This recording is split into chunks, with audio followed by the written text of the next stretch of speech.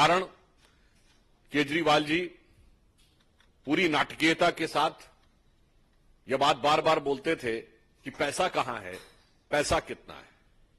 यदि आप आज के सुप्रीम कोर्ट के ऑब्जर्वेशन को देखेंगे तो उसमें सिर्फ जमानत याचिका खारिज नहीं की गई है, बल्कि 338 करोड़ रुपए प्रथम दृष्टया स्थापित होते हुए दिख रहे हैं। यानी जो वो पैसे की बात करते थे और जो मनी ट्रेल की बात करते थे, वो आज लीगली स्टैब्लिश होती हुई दिख रही है। यानी इस समय अब ये सिर्फ एक एलिगेशन नहीं है। इस ऑब्जर्वेशन के बाद अब ये सिर्फ एलिगेशन नहीं है, अब ये सिर्फ सब्सटेंटिव एलिगेशन भी नहीं है, बल्कि अब इसके अंदर क्वांटिटेटिव सबमिशन भी हो गया है।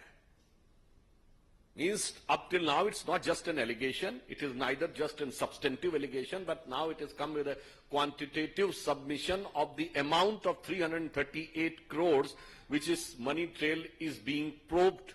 और अगर हम ये कहें तो ये अब सिर्फ आरोप नहीं है, सिर्फ तथ्यात्मक आरोप नहीं है, इसमें संख्यात्मक स्थिति भी सामने आ गई है।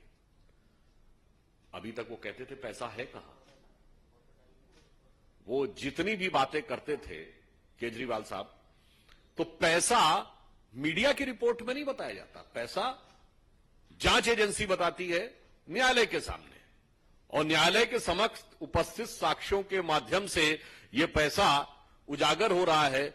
अब मुझे लगता है केजरीवाल जी की सरकार को बताना पड़ेगा न्यायालय को कि पैसा कहां है, ये शराब घोटाले का पैसा कहां है। लगता डूब गया है पैसा। वैसे शराब में बहुतों का पैसा डूबता है, उन्होंने दिल्ली की आम जनता की कमाई का पैसा भी डुबोया है, और मुझे लगता है कि वो ऐसे डूबे होंगे कितनी आसानी से इसमें उबरने का चांस नहीं है। जो कहा गया ना कि शराब के लिए कि हजारों घर हैं डूबे बोतलों के बंद पानी में, जो इसमें डूबे वो न उबरे जिंदगानी में। तो I am having serious doubts कि whether they will be able to overcome out of this case of corruption. अब एक और बात है, आपको ध्यान हो कुछ दिन पहले जब अमित अरोड़ा, जो इसमें वन ऑफ द आरोपी हैं, जिन्होंने बात कही थी कि सारी बात मुख्यमंत्री के उपस्थिति में हुई थी, इससे अब यह भी साफ हो जाता है कि इस कट्टर ईमानदारी के किरदार में कितनी चोरी है और कितनी सीनाजोरी है। महत्वपूर्ण बात यह भी है कि उत्तरोत्तर भ्रष्टाचार के आरोप तथ्यात्मक दृष्टि से स्थापित होते चले जा रहे हैं, उत्तरोत्तर जमानत याचिकाएं खारिज होती चली जा रही हैं, परंतु फिर भी, जिसे एक हिंदी की कहावत होती है, देखिए इसलिए मैं कह रहा हूं वो तो कोर्ट के द्वारा प्रूव होगा, पर जो प्राइमा फेसिया दिख रहा है, कहावत है वो लागू होती है, चोरी ऊपर से सीना चोरी। ये इस समय आम आदमी पार्टी के कैरेक्टर में बहुत साफ दिखाई पड़ने लगा है। इसलिए, और मैं तो बल्कि ये कहूंगा कि चोरी और सीनाजोरी के साथ साथ वो इसके अंदर एक नाटकीयता का पुट भी देने का सदैव प्रयास करते हैं। कभी शहीद भगत सिंह जी के परिवार वालों का आपत्ति आई थी, उनकी फोटो लेके चलने लगते हैं। कभी शराब घोटाले में लिप्त पार्टी, एक पौवे के बदले दूसरा पौवा फ्री देने वाली पार्टी, महात्मा गांधी की समाधि पर जाकर कसम खाती है कि हम ईमानदार हैं। अरे भाई, ईमानदारी और बेईमानी छोड़ दीजिए, एक पौवे के बदले दूसरा पौवा दिया है तो नीति थी ना। तो गांधी जी को उसको बीच में क्यों ला रहे हो, जिनका कि जन्मदिन ड्राई डे होता है और गांधी जी का जन्मदिन पर नजारत। तो इसलिए मैंने कहा कि चोरी, सीनाजोरी और उसके ऊपर से यह नाटकीयता, ये आम आदमी पार्टी का स्वाभाविक सहज चरित्र बनता चला जा रहा है। इसलिए अब हम आम आदमी पार्टी से और केजरीवाल जी से हम पूछना चाहते हैं कि बताइए वो पैसा कहां है, वो 338 करोड़ रुपए जिसके बारे में आज न्यायालय के प्रक्रिया के दौरान प्राइमा फेसिया वो दिखाई पड़ रहा है कि उसका गबन हुआ है या करप्शन हुआ है, तो अब दिल्ली की जनता पूछती है कि केजरीवाल साहब वो पैसा कहां है, उसे बताइए और इधर उधर की बातें मत करिए और स्पष्ट रूप से सुप्रीम कोर्ट को भी बताना होगा संवैधानिक दृष्टि से और वैधानिक दृष्टि से, और दिल्ली की जनता को बताना होगा नैतिक दृष्टि से।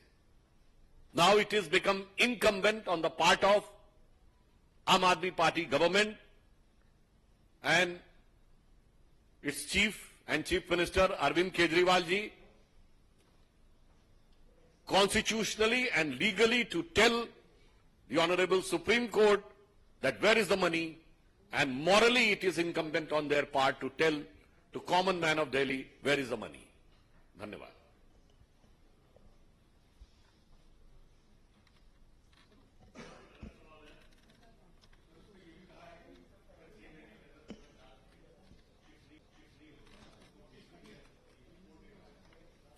तो अभी तो जांच चल रही है, जांच जैसे जैसे आगे बढ़ेगी तथ्य सामने आते जाएंगे।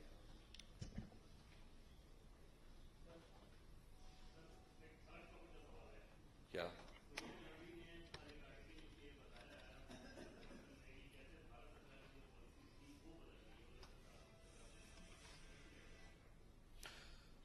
देखिए, हम सिर्फ इतना कहना चाहते हैं कि आतंकवाद और अंतर्राष्ट्रीय नीति पर राजनीति नहीं राष्ट्रनीति होनी चाहिए। आतंकवाद के विषय के ऊपर किंतु परंतु का स्कोप नहीं होना चाहिए। There should not be any scope of if and but, there should be clear, categorical and unequivocal, यानी वो स्पष्ट होना चाहिए, दो टूक होना चाहिए। और यह दुखद बात है कि कांग्रेस पार्टी जिस प्रकार की नीति एडॉप्ट कर रही है, इस मौके के ऊपर वो भारत की प्रतिष्ठा और गरिमा के अनुरूप न होकर क्षुद्र वोट बैंक की राजनीति से प्रेरित है। मैं उन्हें याद दिलाना चाहता हूं कि इजराइल के साथ राजनीतिक संबंधों की शुरुआत स्वर्गीय राजीव गांधी जी के समय में इसकी भूमिका बनाई गई, और 1992 में पीवी नरसिम्हा राव के समय में भारत ने स्थापित राजनीतिक संबंध बनाए। दुख की बात यह है कि वो अपने प्रस्ताव में भी कहीं आतंकवाद के हमले का उल्लेख नहीं करते हैं, क्यों दही जमा लेते हैं मुंह पर। ये मतलब एक दौर में वो कहते थे ना, ये अपनी तथाकथित भारत जोड़ो यात्रा में, कि जुड़ेगा भारत जीतेगा इंडिया, ये कांग्रेस नारा देती थी। अब तो मुझे ऐसा लग रहा है जुड़ेगा कट्टरपंथी जीतेगा हमास, ये उनका नारा होता चला जा रहा है। तो मेरा यह मानना है, दुनिया में जितने भी देश हैं उन्होंने इन विषयों के ऊपर बहुत स्पष्ट क्लियर नीति रखी है, पक्ष हो या प्रतिपक्ष, उसमें कोई अंतर नहीं रहता है। इसलिए कांग्रेस जो कर रही है वो भारत की नीति के विरुद्ध है। और हम ये भी कहना चाहेंगे, मैं याद दिलाना चाहता हूं, 1995 में जिनेवा में अटल जी गए थे समर्थन करने के लिए, नेता प्रतिपक्ष होते हुए, और नरसिम्हा राव सरकार का पूरा समर्थन किया था। विदेश में जाके, घर में आके कश्मीर के मुद्दे के ऊपर हमारा भयंकर मतभेद था। इसलिए मैं सिर्फ ये कहना चाहता हूं कि इस विषय के ऊपर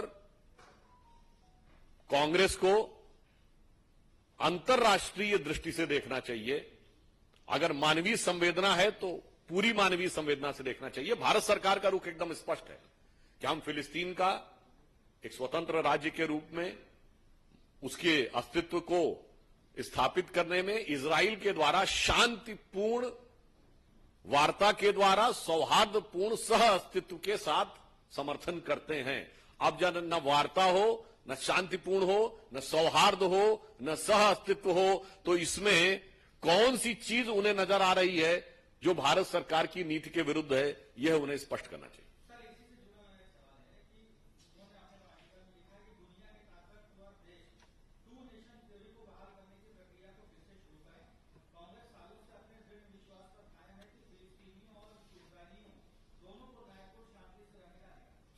वो सारी बातें सही हैं, इसमें आतंकवाद का उल्लेख पे क्यों चुप्पी है?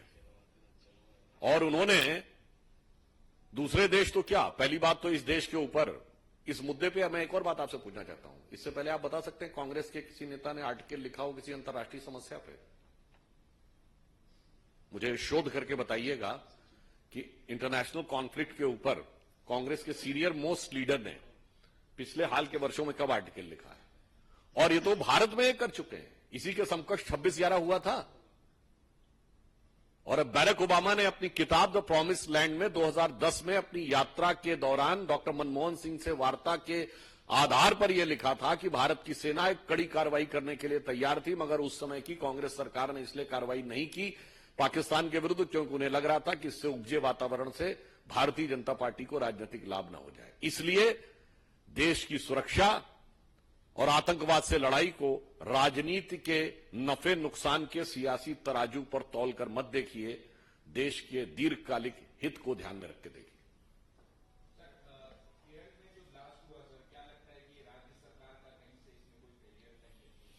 देखिए, मैं पुनः कह रहा हूं कि आतंकवाद को लेकर किसी भी प्रकार का किंतु परंतु राजनीतिक दलों में नहीं होना चाहिए। आतंकवाद पर राजनीति नहीं, राष्ट्रनीति होनी चाहिए। जांच की प्रक्रिया शुरू हुई है और उसके द्वारा यह बात सामने आएगी।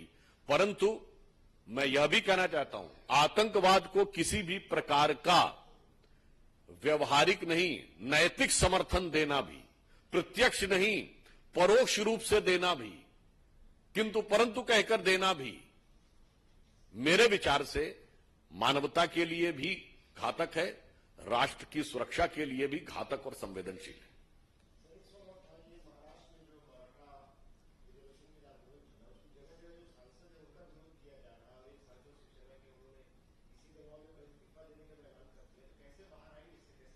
उस विषय पे महाराष्ट्र की सरकार पूरी संवेदनशीलता और सजगता के साथ उस विषय के ऊपर ध्यान भी रख रही है और उपयुक्त कार्रवाई कर रही है।